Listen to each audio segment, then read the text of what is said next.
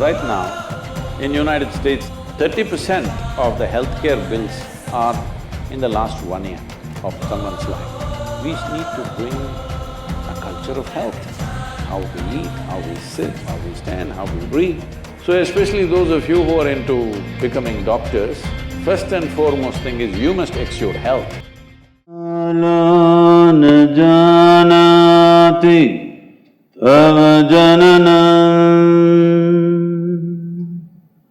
Kalo na janati tava samapanam drushto maya tava mahakara yogeshvara kala kala. Namaskaram, Sadhguru. Before we begin, I'd like to thank Sounds of Isha for their wonderful reverberating music and touching our souls with their song. On behalf of Prathima Institute of Medical Sciences, I'd like to welcome you to our college, sir. It's indeed a privilege and a blessing to have you face to face.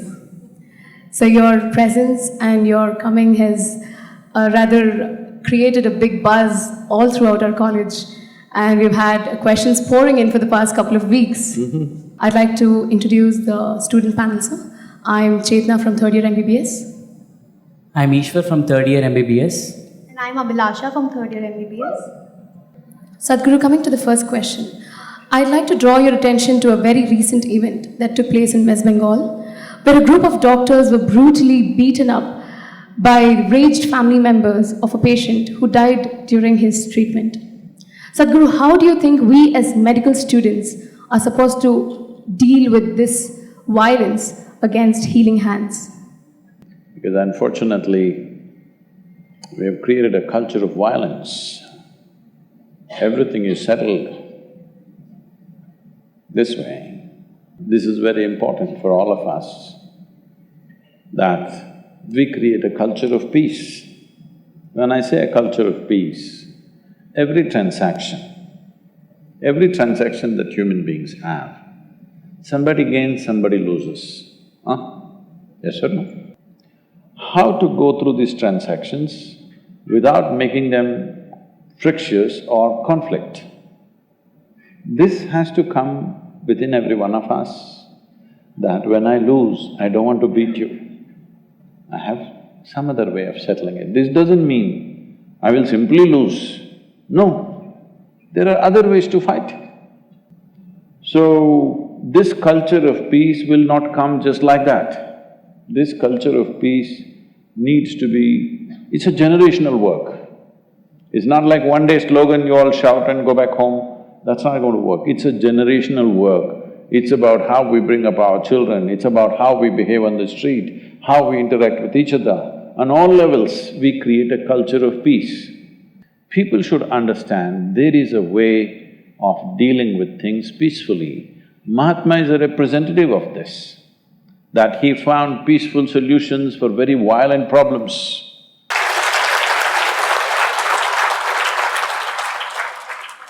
Namaskaram, Sadhguru. Fasting on auspicious days has existed in India since time immemorial, but many Indians believe that it's unscientific and illogical until the work on autophagy induced during fasting has been awarded the Nobel Prize. So why are such beneficial ancient practices being labeled orthodox and then immediately implemented once there is a Western approval? That's because you don't have the right color of the skin.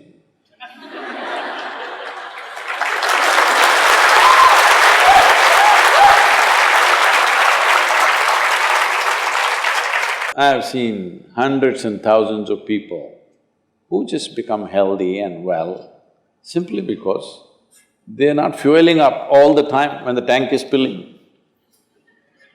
In the yoga center, everybody eats at 10 o'clock in the morning and at 7 o'clock in the evening. Our lives are very physically active. It's all the time people are physically active. Empty stomach and hunger are two different things. Hunger means your energy levels start dropping. But empty stomach is a good thing. Your body and your brain works at its best only when your stomach is empty.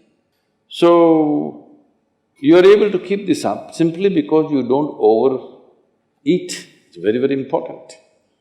Because any correction and purification that needs to happen in the body, your stomach needs to be empty. It's very, very important. Otherwise, the purification on the cellular level will not happen.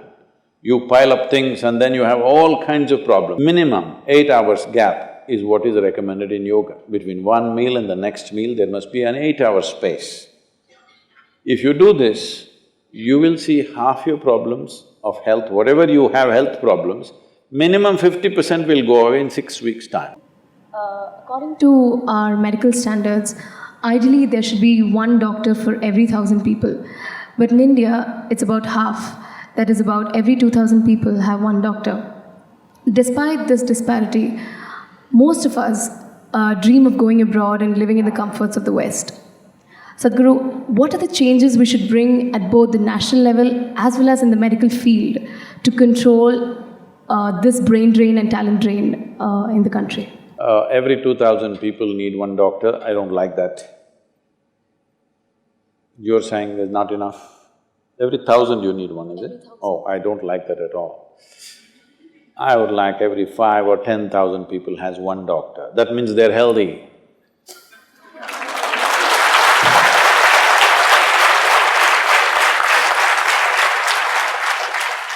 So I don't like for every 1,000 people one doctor. Maybe it'll give you a job, but it is not necessary. We need to bring a culture of health.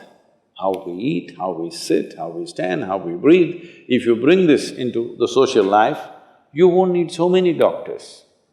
This is very vital service.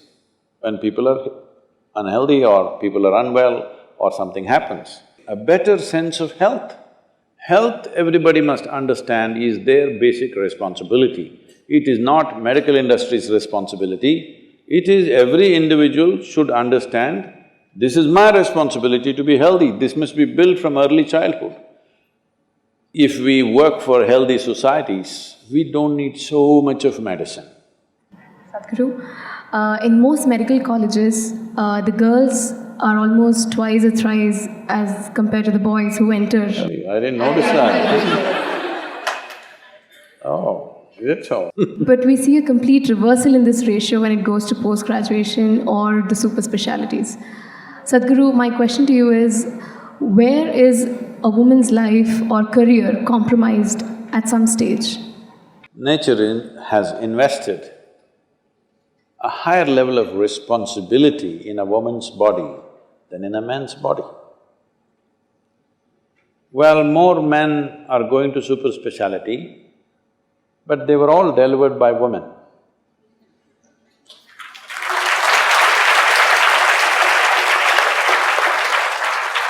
All of them.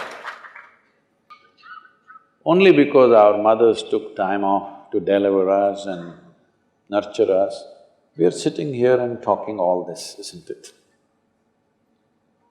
Maybe my mother did not pursue her career.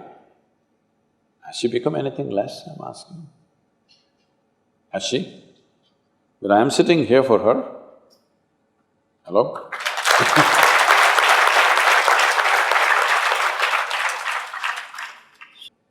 But women by themselves may choose not to pursue careers beyond a certain point because a woman is naturally more life-oriented.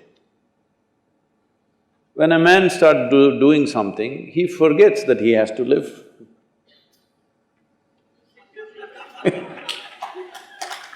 A woman knows that I'm alive, I must live. So because of this, she may take a wise decision how much of what to do. Man's problem is, he just wants to be one step ahead of somebody, even if his life is ruined.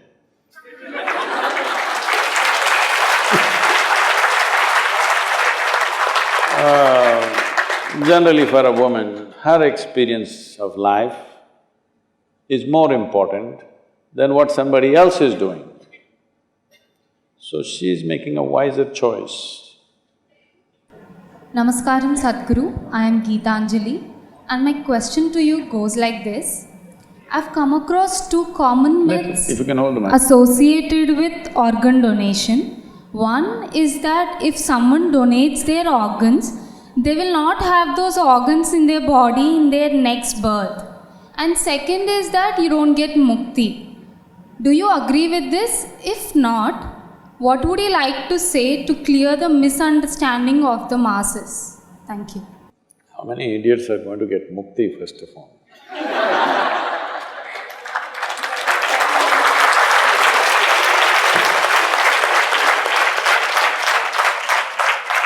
I meet a lot of people lot of particularly society ladies taking up organ donation as a mission in their life. Oh, everybody should donate their organs, donate their organs. Don't push it beyond a certain point because it has other consequences. Already it's happening big time if you're not aware of it in certain countries. So do not take organ donation beyond a certain point. Where it is needed, with somebody's consent, somebody gave it out of their love for someone else, that's a wonderful thing. How wonderful it is, I'm willing to give away a part of myself to make someone else live. Fantastic it is. But if I capture you and take your 2 kidneys and put it into my grandmother's body, this is a horrible process, isn't it? So we must be very cautious about this. We may do one thing with a certain intent, but where will it go? We must be able to see the consequences of our action. Don't push it too far, organ donation, organ donation. Yes, it must be there. It is an expression of compassion for another human being. A human being that you do not know somewhere, you want to give it, fantastic. But we must be very careful, it should not be pitched up in the society and create a marketplace for that. Once you create a marketplace, you cannot stop exploitation. You cannot. Nobody can stop it. Thank you, Sadhguru, for answering all our questions so patiently. Because of time constraint, I'm sure there are many more people who are waiting for your answers, but because of time constraint, we'll have to end this here. Thank you very much. Whatever you do, this is a great possibility that you are in the medical school, still in the world, most of the population is unserved. So, please, whatever you do, wherever you go, just know this one thing, that when people are sick, they are down. And when people are down, they need the best treatment. Hello? When I'm standing, you can fight with me. When I'm down, you must treat me gently, isn't it? Hello? Yes. So, just know people who are coming to you, in some way they're down. You must give the best that you have to that person. Just do this one thing as a doctor, even if you don't become super specialist, just this will do wonderful things to people. Thank you very much. Namaskaram, Sadhguruji. Firstly, I want to thank you for accepting our invitation and coming all the way to interact with our students. Youth and Truth program is an amazing opportunity for today's youth. It focuses on giving clarity, balance, and ultimately empower today's youth. And I'm very happy that our institute has got this opportunity. Our students ask amazing questions. Thank you so much, Sadhguruji, for enlightening us today with your words. I'm sure our students will take your message. They'll definitely have a joyful and fruitful life ahead with your message. And I would also like to thank our chairman, our professors who are constantly supporting us in any event we take up, Isha Foundation volunteers, Prathima Foundation volunteers, everybody. Thank you for putting up such a spectacular show. And lastly, the students, amazing energy. I think Sadhguruji's energy also added on. So keep the energy high and good luck. And the 3 moderators, special appreciation. Thank you all.